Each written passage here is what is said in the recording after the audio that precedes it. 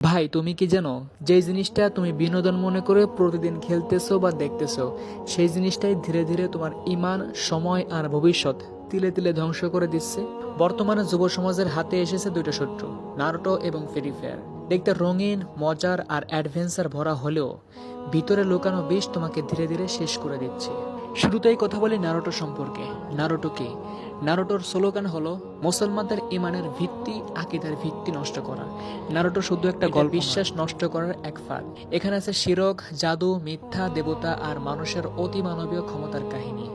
শিশু কিশোররা এগুলো দেখে নকল করতে শুরু করে, আর ধীরে ধীরে মনে এটা বসে যায় আল্লাহ ছাড়াও মানুষ সব কিছু করতে পারে নিনজা শক্তি পাওয়ার দিয়ে। এটাই ইমান নষ্ট করার প্রথম ধাপ। এরপর বলতে হয় ফ্রি ফায়ারের কথা।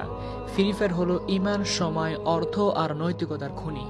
ফ্রি ফায়ার দেখতে একটা ব্যাটেল রয়্যাল গেম মনে হলেও এটা হলো বর্তমানে ডিজিটাল নেশা।